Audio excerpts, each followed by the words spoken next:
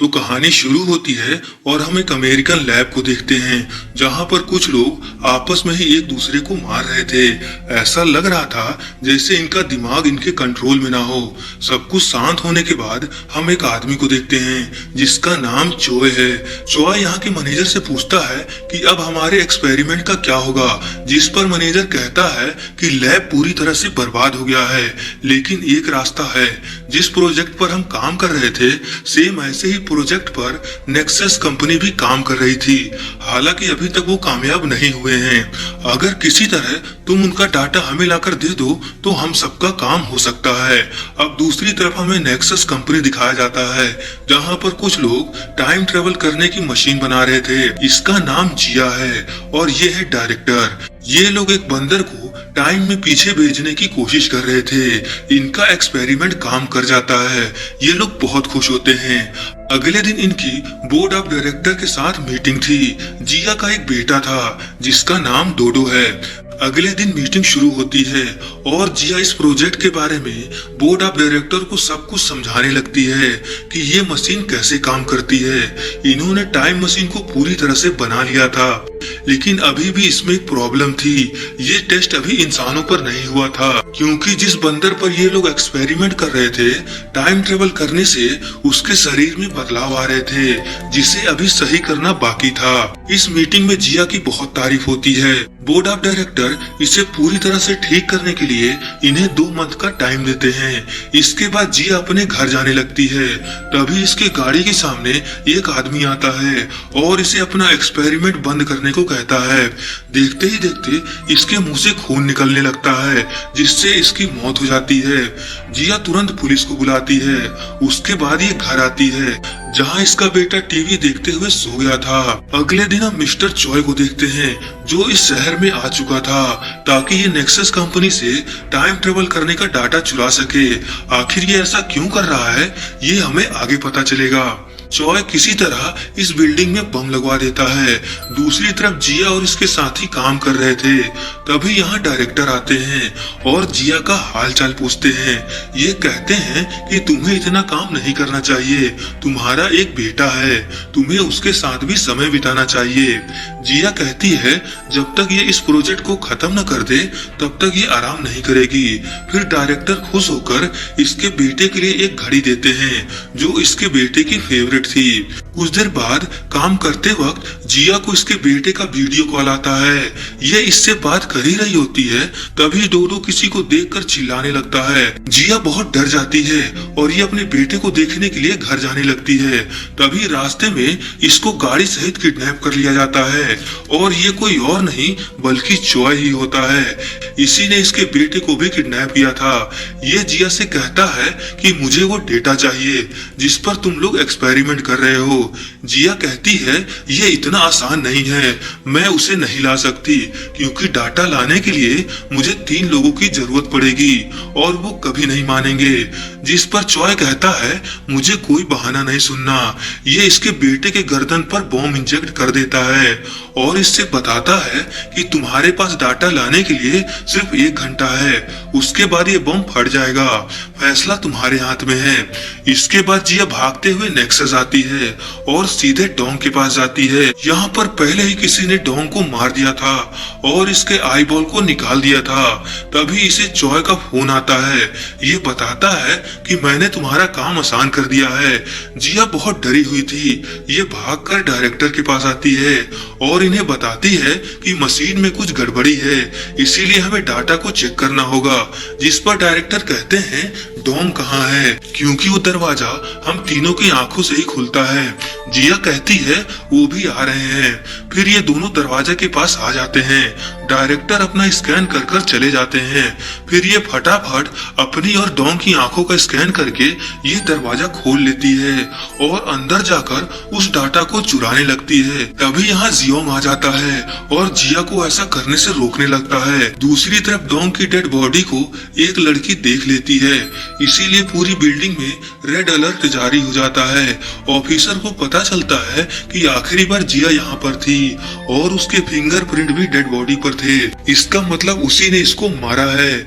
इसीलिए पुलिस जिया को हर जगह ढूंढने लगती है।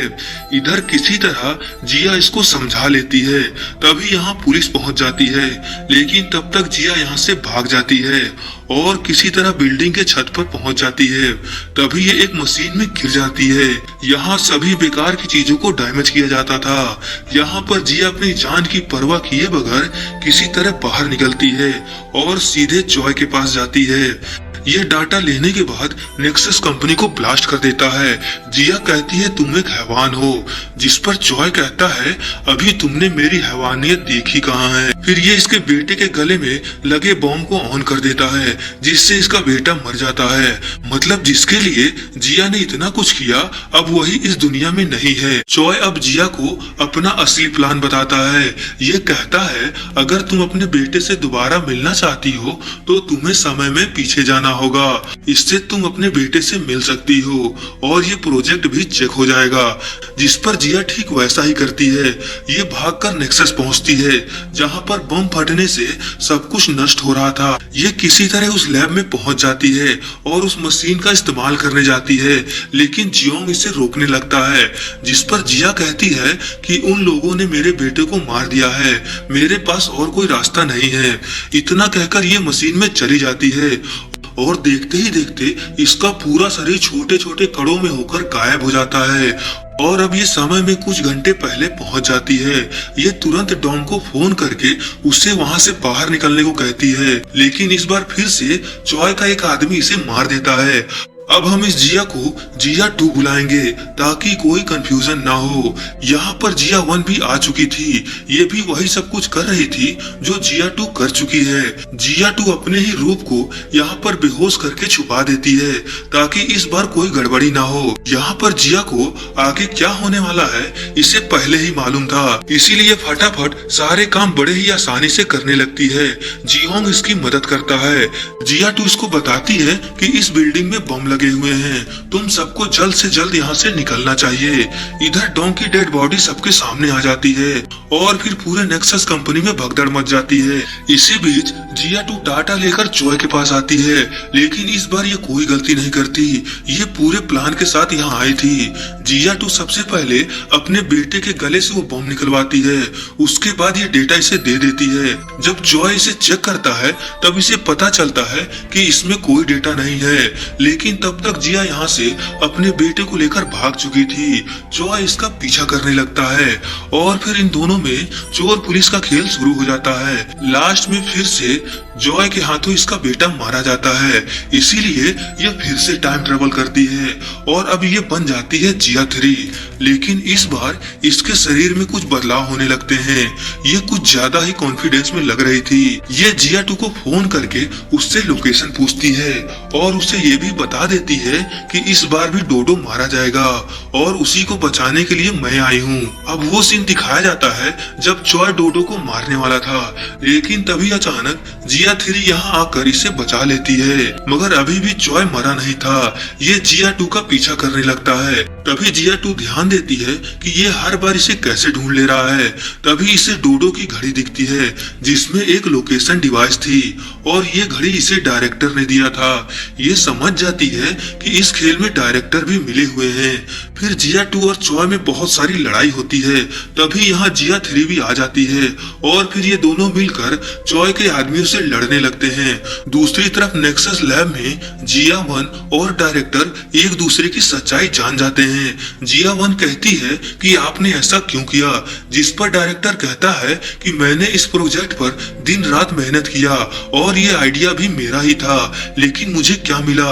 कुछ भी नहीं। सब लोग तुम्हें ही जानते हैं और मैं ऐसा नहीं होने दूंगा। ये सब कुछ मेरा है। फिर हमें इसके और जॉय के बीच की बात दिखाई जाती है।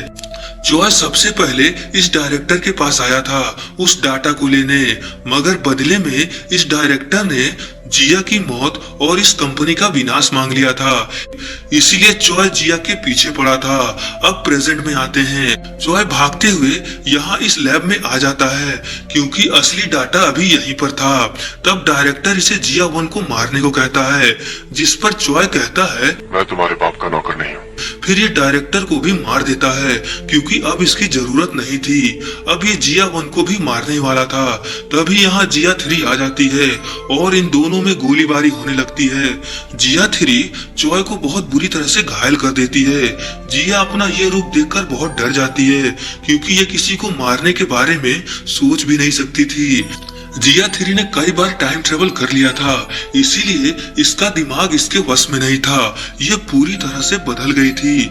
जिया 1 चॉय से पूछती है कि तुम ये सब क्यों कर रहे हो, जिस पर घायल चॉय बताता है कि आज से 6 महीने पहले एक प्लेन क्रैश में इसका परिवार मारा गया, जिस पर इसको बहुत दुख हुआ था। तब इसे पता चला था कि लोग टाइम ट्रेवल पर एक्सपेरिमेंट कर रहे हैं, इसीलिए चॉय अमेरिका लैब में गया था। मगर वहाँ किसी खराबी के कारण सारा प्रोजेक्ट खराब हो गया था और वहाँ के लोग आपस में ही लड़ने लगे थे। मैं किसी तरह से वहाँ से बच निकला। फिर मुझे यहाँ नेक्सस कंपनी के बारे में पता चला और मैं यहाँ आ गया। फिर तभी अचानक जिया 3 इसको गोली मार देती है और कहती है बहुत बकवास करता है। अब ये जिया 1 को भी मारने जाती है क्योंकि इस दुनिया में एक ही जिया रह सकती है। अब इन दोनों में लड़ाई होने लगती है। तभी यहाँ जिया 2 भी आ जाती है, जिस पर जिया 3 कहती है मेरा काम तो और आसान हो गया, अब तुम दोनों यहाँ मरोगे और मैं इस दुनिया में अकेले डोडो के साथ रहूंगी। जिस पर जिया 2 कहती है तुम पागल हो गई हो, जरा अपने आप को देखो, क्या तुम डोडो के साथ रह सकती हो? यहाँ पर कोई मरेगा तो वो हम दोनों हैं क्योंकि हमारा शरीर बदल रहा है। जिया 3 कहती है मैं पागल नहीं हूँ, तुम दोनों पागल हो गई हो।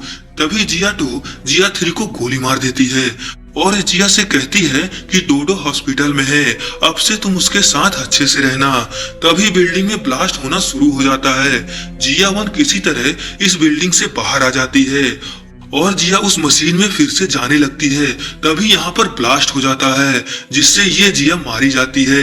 अब हमें कुछ महीनों बाद का समय दिखाया जाता है जहाँ ओरिजिनल जिया कहीं दूर अपने बेटे के साथ एक पिकनिक मनाने आई थी और इसी के साथ ये फिल्म खत्म हो जाती है। ये थी इस मूवी की कहानी। शॉर्ट में बताऊं तो एक आदमी होता है जिसका नाम जॉय है। इसके परिवार एक प्लेन क्रैश में मारा गया था, इसीलिए ये टाइम ट्रेवल करना चाहता था, जिसके लिए इसने बहुत सारे बेगुनाह लोगों को मारा और लास्ट में इसको इसकी सजा मिल गई। दूसरी तरफ जिया जो एक मदर थी, ये काम में इतनी बिजी थी कि इसे अपने बेटे के लिए टाइम नहीं मिलता था और लास्ट में इसे अपनी गलती का एहसास होता है, इसीलिए ये अपने बेटे के साथ समय बिताने लगती है और लास्ट में डायरेक्टर जो अपनी जलन के कारण ही मारा जाता है। उम्मीद करता हूँ ये कहानी आपको पसंद आई होगी। ऐसे ही और मूवीज देखने के लिए हमारे चैनल को सब्सक्राइब कर लीजिए। चलिए मिलते हैं किसी और वीडियोस के साथ।